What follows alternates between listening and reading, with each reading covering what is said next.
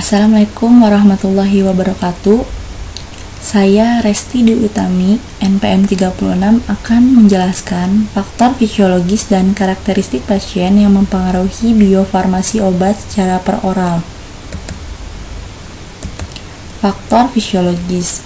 Apa itu faktor fisiologis? Faktor fisiologis adalah faktor-faktor yang berhubungan dengan kondisi fisik individu atau keadaan fungsional tubuh. Banyak faktor-faktor yang mempengaruhi dari biofarmasi obat sediaan peroral ini. Poin-poinnya ialah sifat membran biologi, waktu pengosongan lambung, waktu transit pada usus, pH atau derajat keasaman, tegangan permukaan pada saluran cerna, kekentalan pada saluran cerna, isi-isi saluran cerna yang dapat mengubah aksi dari zat aktif, lalu faktor dari makanan.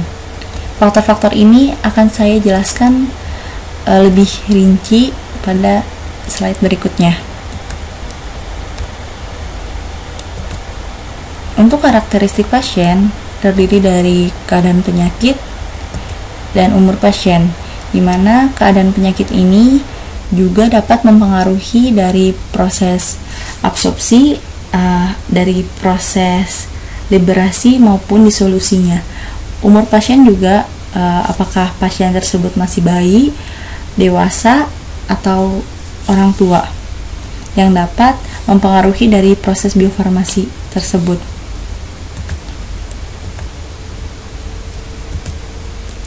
Faktor pertama dari faktor fisiologis ialah sifat membran biologi, di mana sifat membran sel-sel penyerap pada mukosa pencernaan akan mempengaruhi proses dari penyerapan atau absorpsi dari obat.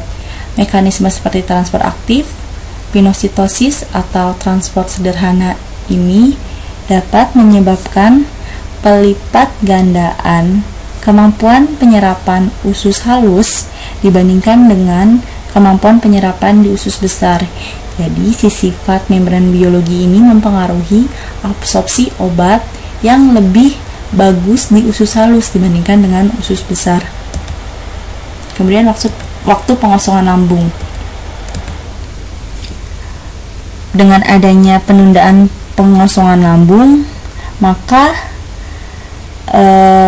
akan menurunkan si penyerapan atau absorpsi obat yang bersifat asam.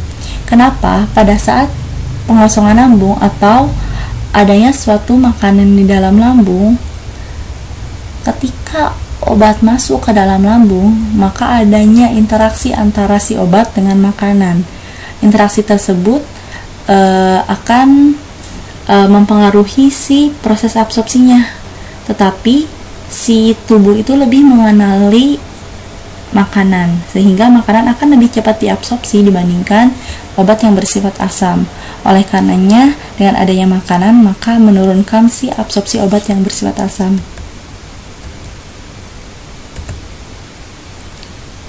Selanjutnya ialah waktu transit pada usus. Waktu transit usus kecil normalnya itu berkisar waktu 3 hingga 4 jam. Tempat yang paling penting untuk absorpsi obat ialah di usus kecil ini, sehingga dibutuhkan suatu waktu obat agar bisa transit pada usus kecil, usus halus, dimana selanjutnya ialah pH. Yang kita tahu, lambung itu bersifat asam, sehingga obat yang bersifat asam akan diabsorpsi lebih baik di lambung. Kenapa? Obat yang bersifat asam yang berada di lambung akan berbentuk molekulnya atau tidak terionisasi atau tidak terprotonasi. Menurut teori dari partisi pH, hanya bentuk zat aktif yang tak terionkan yang mengalami penyerapan pasif. Oleh karenanya, obat yang bersifat asam akan diabsorpsi di lambung dan obat yang bersifat basa akan diabsorpsi di usus. Untuk saluran transit antara lambung dan usus, absorpsi yang lebih baik itu untuk obat yang bersifat asam lemah.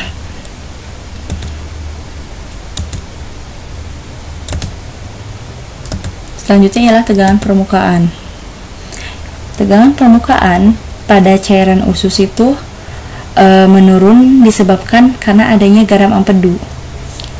Senyawa kolorektik merangsang pengeluaran cairan empedu sehingga akan meningkatkan pelarutan dan mempermudah pengemulsian bahan lemak dan vitamin yang larut lemak. Cairan empedu ini membantu penyerapan lemak melalui efek deterjen dengan pembentukan misel. Efek deterjen ini mengacu pada kemampuan garam empedu mengubah si globul-globul lemak yang berukuran besar menjadi emulsi lemak yang terdiri dari butir-butir lemak yang kecil yang terbenam di dalam cairan thymus. Dengan demikian, luas permukaan untuk aktivasi lipase atau enzim yang menguraikan lemak menjadi lebih besar sehingga pencernaan lemak juga akan lebih besar. Sebenarnya, tegangan permukaan ini dibutuhkan dalam keadaan berkurang. Untuk apa? Untuk memudahkan si partikel yang semulanya belum larut menjadi lebih larut. Selanjutnya ialah kekentalan, di mana kekentalan ini relatif berpengaruh pada proses absorpsi obat. Kekentalan ini memiliki fungsi atau berperan dalam menghambat pembasahan partikel dan menekan laju pelarutan.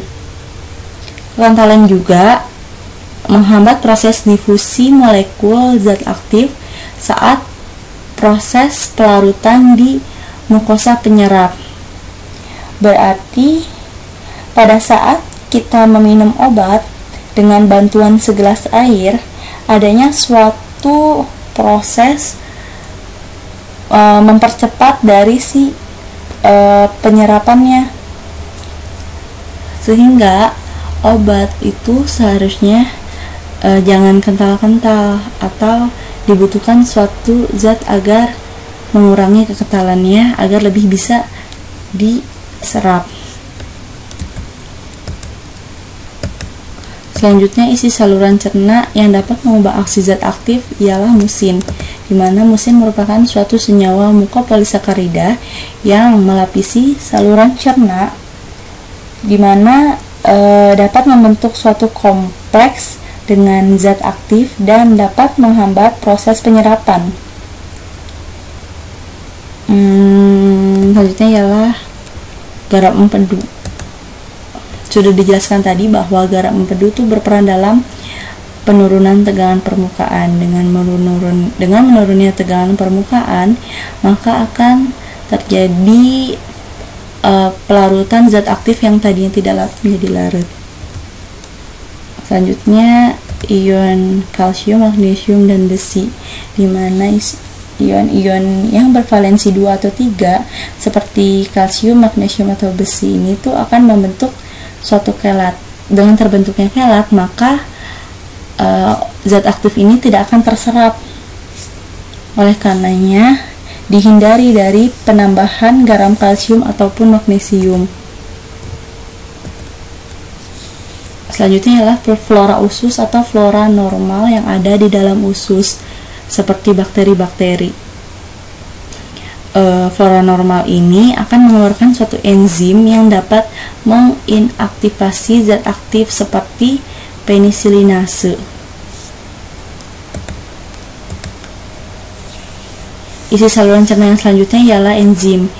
Enzim ini memiliki fungsi dapat merusak zat aktif. Contohnya ialah zat aktif peptida akan dirusak oleh enzim proteolitik. Sedangkan fungsi selanjutnya ialah merangsang metabolit aktif yang semulanya tidak aktif. Contohnya chloramphenicol palmitat, di mana dia itu tidak aktif, tetapi ketika sudah dimakan atau sudah dikonsumsi, ada suatu enzim namanya enzim esterase yang dapat menghidrolisis si kloramfenikol palmitat ini menjadi kloramfenikol yang aktif. Faktor selanjutnya ialah makanan. Makanan ini dapat menghambat ataupun mempercepat dari proses absorpsi. Untuk makanan yang dapat menghambat dari proses absorpsi, contohnya karbohidrat, di mana si zat aktif ini akan bereaksi langsung dengan massa makanan atau si karbohidrat, dan terjadinya suatu penurunan absorpsi disebabkan karena karbohidrat ini. Tetapi untuk makanan yang mengandung lemak akan meningkatkan si absorpsi obat. Kenapa? Karena pada saluran cerna itu membran-membran bersifat lipofil, di mana lipid akan lebih mudah terserap sehingga membantu si obat-obat dalam proses absorpsi. Zat aktif juga zat aktif yang diserap oleh massa makanan itu bersifat irreversibel.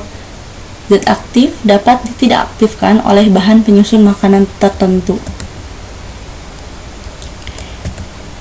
Pada keadaan penyakit, adanya suatu perubahan pH pada lambung dan usus sehingga absorpsi obat akan terhambat. Aliran darah pada selaput lambung dan peristaltik usus pun akan menurun sehingga penyerapan akan terhambat juga. Keadaan penyakit, pH akan berubah. Berarti obat-obat yang bersifat asam ketika adanya suatu penyakit, misalnya dia itu sakit perut atau apa gitu, tetapi pada saat dia punya mah juga akan terpengaruh obat yang bersifat asam atau obat yang bersifat basa, karena pH pada saluran gastrointestinalnya itu terganggu sehingga absorpsi obat akan terhambat. Yang dimana bayi yang baru lahir memiliki saluran cerna yang bersifat sangat permeabel dibandingkan bayi yang berumur beberapa bulan. Untuk bayi dan anak-anak memiliki sistem enzim yang belum berfungsi sempurna, sehingga proses detoksifikasi metabolik juga belum sempurna, atau juga bisa dikarenakan penyerapan yang tidak sempurna dan adanya suatu gangguan saluran cerna sebagai akibat adanya bahan tambahan tertentu yang tidak dapat diterima ketika misal ada obat yang dikonsumsi. Kemudian untuk pasien yang sudah tua, penurunan penyerapan dan kecenderungan menurunnya asam klorida pada lambung sehingga terjadinya penyerapan asam lemah yang berkurang. Oleh karenanya untuk pasien dengan kondisi sudah tua ataupun pada kondisi masih bayi, diberikan suatu perhatian lebih, karena tidak sembarang untuk pengaturan dosisnya. Pada bayi pun pengaturan dosis tidak dapat dihitung dengan rumus yang sederhana seperti pada orang dewasa, tetapi harus menggunakan fungsi dari berat badan.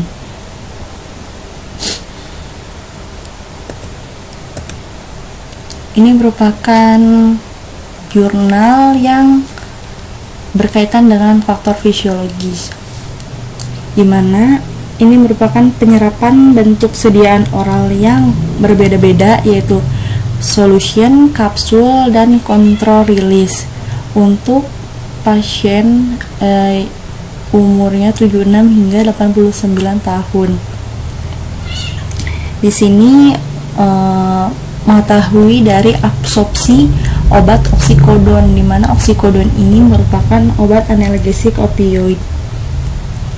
Pengujian ini digunakan 15 pasien dengan cara mengetahui bioavailabilitas dari sediaan-sediaan ini. Setelah itu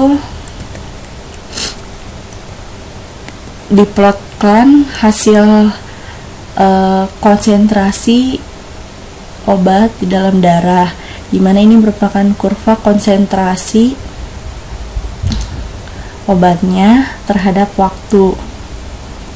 Untuk garis yang hitam ini merupakan plot dari 15 pasien yang diuji, sedangkan untuk yang merah ini merupakan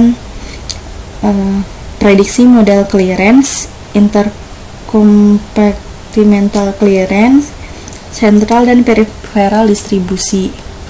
Yang A ini merupakan grafik intravena, sedangkan BCD merupakan grafik oral. Untuk B ini tuh sediaan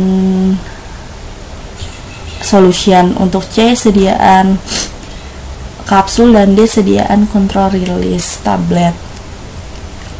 B dan C memiliki grafik yang hampir sama dibandingkan dengan grafik D atau untuk control release tablet. Ya, kita lihat terjadi perbedaan absorpsi dengan cara dilihat dari bioavailability solution, kapsul, dan control release tablet. Dari ketiga ini kita bisa kaitkan ini merupakan suatu faktor sediaan, bukan dari faktor fisiologisnya, tetapi untuk hasil-hasil subjeknya ini kan digunakan untuk orang tua, berarti faktor umur lah yang berpengaruh pada pengujian ini. Untuk bioavailabilitas oral sebesar 8,6%, kapsul 15%, dan kontrol rilis tablet 9,3%. Kapsul memiliki bioavailabilitas lebih tinggi dibandingkan larutan dan kontrol rilis tablet.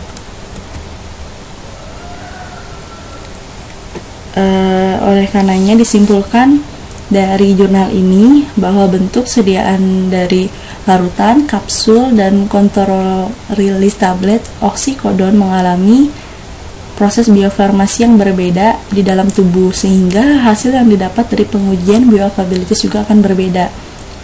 Faktor usia juga berpengaruh pada biofarmasi obat oksikodon, di mana hasil akhir clearance dan waktu paruh dari pasien yang ini, yaitu pasien yang berumur 76 hingga 89 tahun, berbeda signifikan dengan pasien muda. Sebelumnya sudah diteliti di mana pasien muda memiliki clearance dan waktu paruh tertentu, dan kemudian dibandingkan ternyata hasilnya berbeda atau signifikan. Ini merupakan video absorpsi obat yang dipengaruhi pH dan makanan.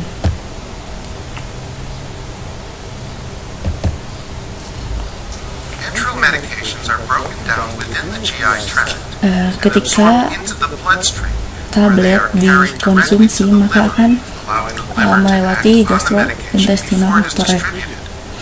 This is called the first pass effect.